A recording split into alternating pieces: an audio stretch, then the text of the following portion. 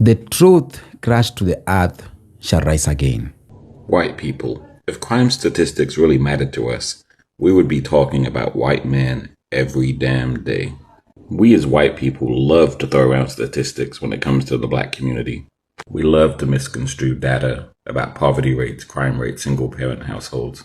Here's the thing. If you really want to talk about problematic behavior in terms of statistics, we need to talk about white men. Most mass shootings in America? White men. School shootings? White men. Intimate partner violence, typically known as domestic violence? White men. Police brutality and systemic violence? White men. Online harassment and extremism? White men. Domestic terrorism? White men. Serial killers? White men. The demographic making up the vast majority of CEOs, judges, senators, and police chiefs who refuse to hold white men responsible? White men. And yet us white men are really talked about as being a problem.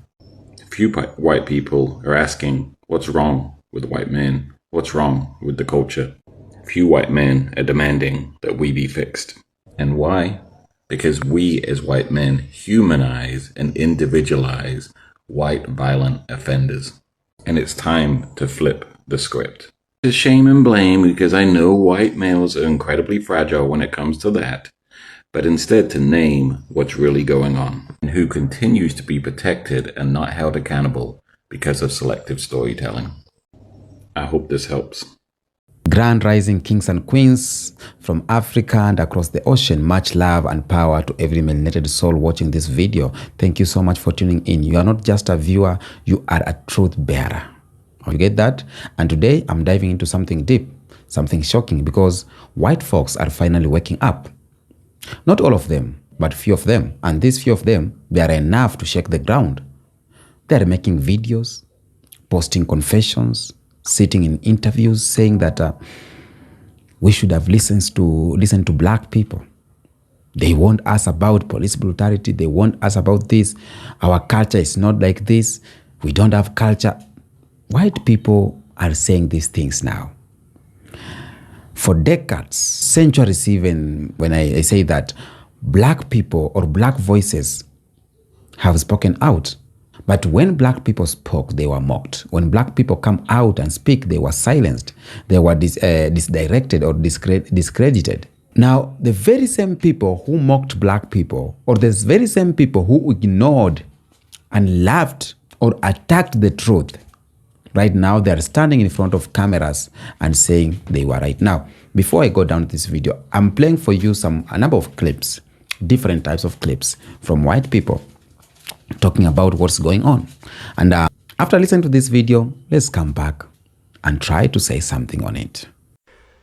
We built apartheid, and now we're refugees. We took the land, we took people's futures, we took their dignity, and now we're being given refuge? What must it feel like to be a person of color, a black person in South Africa, watching my people who broke this country and now run off to claim victimhood somewhere else? We say we're afraid, but we built what we were afraid of. In 1994, we didn't give over power, we just gave over the mess and said it's your fault, you deal with it now. But our white hands are clean. And now we're fleeing the country crying reverse racism. So black South Africans, please tell the bad guy right here how it makes you feel. Because this is not right. This is sick. And I don't want to be the perpetrator anymore. This country was not built on freedom. It was built on theft, genocide, slavery, and silence. The land we live on was stolen, ripped away from Native people through war, betrayal, and the violent erasure of entire cultures. Homes burned, families torn apart, and languages were forbidden, and children were buried. This land wasn't discovered, it was taken. Then this country marched south and stole half of Mexico, Texas, California, Arizona, and New Mexico. That land wasn't empty. It was alive with history, with people, with deep indigenous roots. Mexicans and Native Americans share that blood. And now this country dares to call their descendants illegal on the land that was theirs first. And while land was being stolen, millions of black people were stolen too. Enslaved, brutalized, forced to build a country that never intended to see them as human. The wealth of this nation, its railroads, its cotton, banks, White House, was soaked in the black blood and sweat.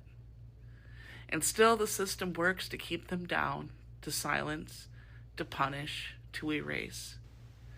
And today, this country is still being built on the backs of the brown, the poor, the undocumented, farm workers who can't afford the food that they harvest, mothers crossing borders to keep their children alive, laborers doing the hardest work for the lowest pay, while being called a burden by the very people who benefit from them. I may not carry that history in my blood, but I refuse to look away. Because the truth is, America was never built by the powerful. It was built by the oppressed, by the people whose names never made it to the textbooks, by the ones this country tried to forget. But we remember. We remember because silence is a choice. And I will not choose it. Not now, not ever. Not while native land is still stolen. Not while black lives are still under attack. Not while immigrants are hunted, caged, and dehumanized. And not while injustice reigns, here or anywhere. I don't speak for anyone, but I will speak with them. Stand beside them and fight for what's right. Because I know this. We are the people, and we won't be silent. Hi, I'm Kylie, and here are the top 5 ways that hatred is passed on in white families. This is definitely a topic that not a lot of white people like to talk about because they prefer to stay race neutral or at least not air their dirty laundry in public, but I do have some things that I want to say. The first way that white people pass on hatred to their kids is literally at the dinner table. I can't even tell you how many times I'd be at another white person's house growing up, and their mom or dad would say something racist and look to their kid like they made a joke and wait for the kid to react. So in that way, the racist remark serves almost as a point of bonding between the parent and the child. The second way that it's passed on is in sports, especially if a white family or a white team is playing against a team that is primarily people of color. White people will say racist things. Did you see that defender? She was really aggressive, and other microaggressions that get passed on to the child. The third way is by discouraging their children from being friends with people of color because of certain innate qualities that they may have. Number 4, moving their kids to an all-white suburb. Number 5, praising celebrities and politicians that are racist. To all the minorities that voted for Trump, do you know what white Trump supporters really think about you? What they say behind closed doors? I used to be conservative. I grew up around a bunch of Trump supporters. Let me tell you, these people do not give a fuck about anybody but themselves. And you might think they like you as a person, but they don't like you. They hate you. They only like what you stand for. As soon as you switch up, they're going to switch up too. They only like you now because you are giving more power to white supremacy. Every white Trump supporter I've ever met is at least mildly racist, if not full-blown ignorant. Back when I had these conservative beliefs, every time the topic of racism would pop up, I would stand my ground. I don't believe in that. I think you're wrong. And they would label me a liberal. Before I even identified as a liberal, I was labeled by them as a liberal for speaking out against racism. So basically, if you're against racism, you're considered a liberal. If you are for or compliant with racism, you are considered conservative. And I didn't create this division, they did. I heard many of their conversations talking shit about every person who is not white. Any person who is not them, they have a problem with. And the ones who are mildly racist are even worse, because when they get around somebody who is full-blown ignorant, they become just as ignorant and just as loud and arrogant as they are. They will not defend you. They will not fight for you.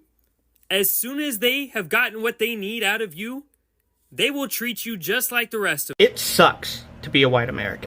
Now hold on, give me a chance, let me explain. I want you to think of the kind of person who would put on a White Lives Matter sticker on the back of their Ford pickup.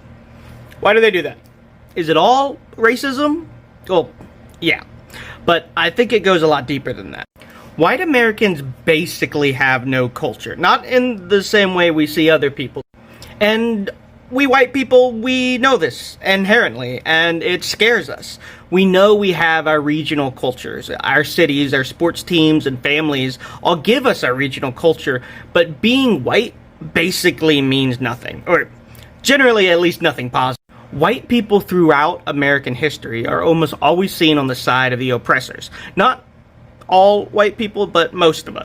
And this sucks to learn. It's even harder to internalize. And it's why white people usually don't accept this, because it makes us feel a deep sense of guilt. I think it's why white people say nonsense like, I can't be racist, I have black friends. Sure, you probably don't see black people as objects, but you're refusing to accept the role our people have had in their oppression. That guilt we feel is our responsibility for the actions of our ancestors.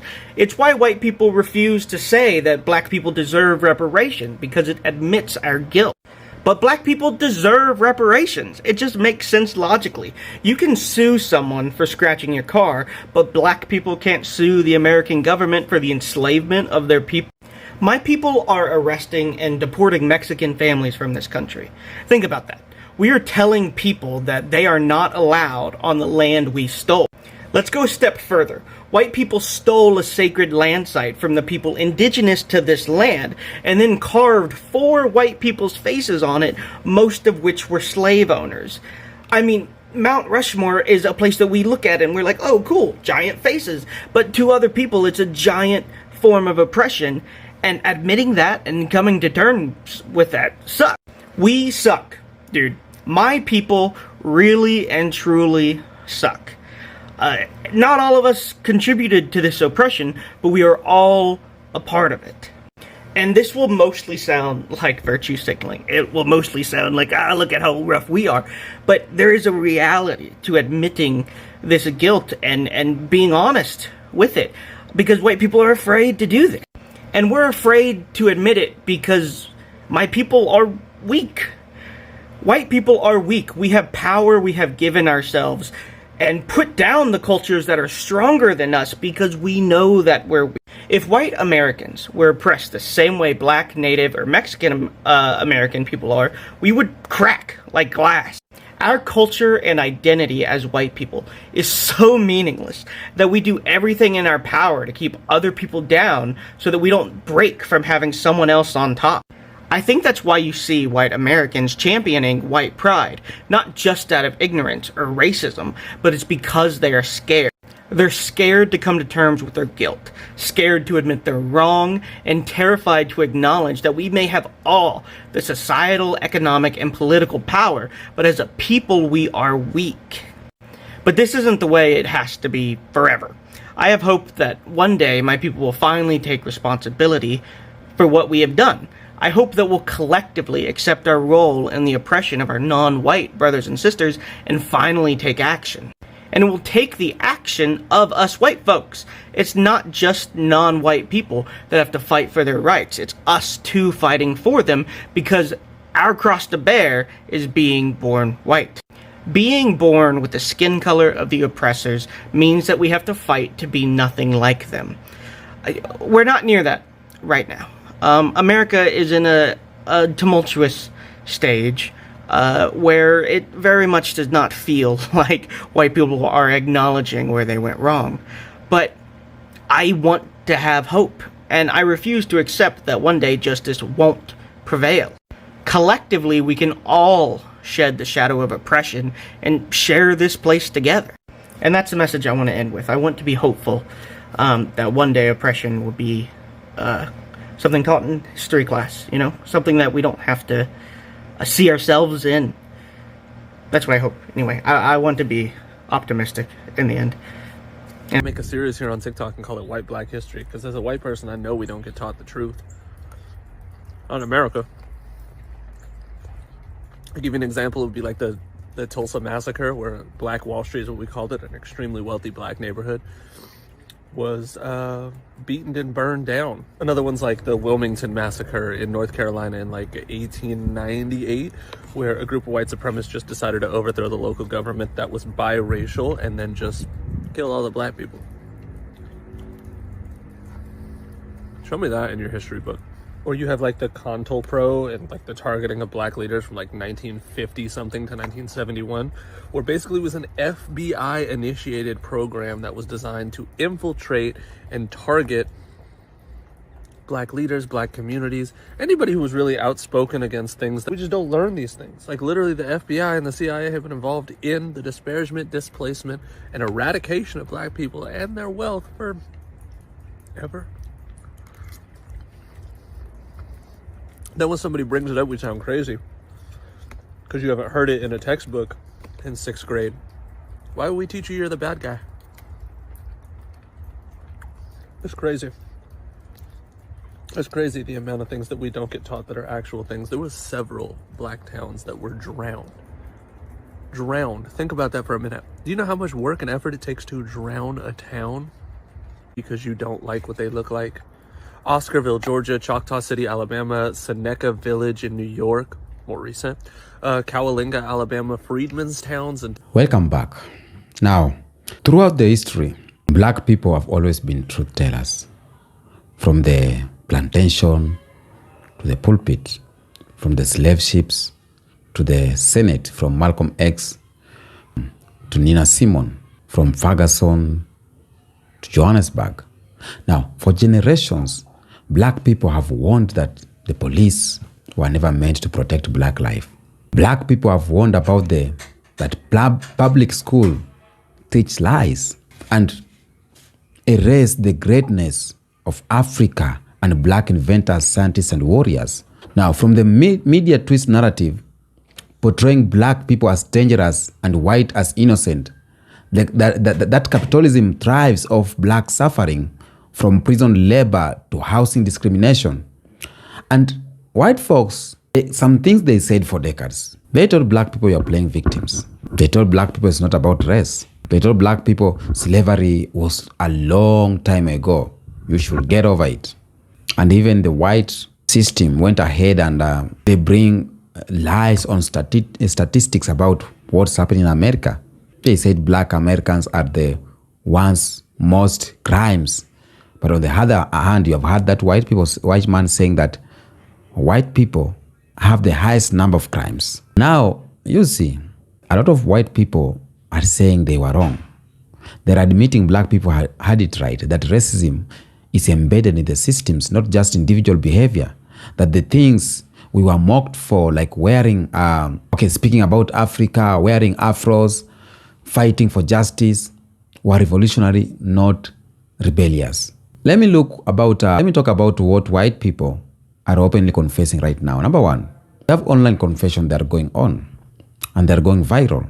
Some are saying that I did not understand white privilege until I saw how cops treated my black friend. Some are saying that I thought black people were exaggerating about racism. Some are openly talking to us saying how hate is being transferred from white parents to white kids.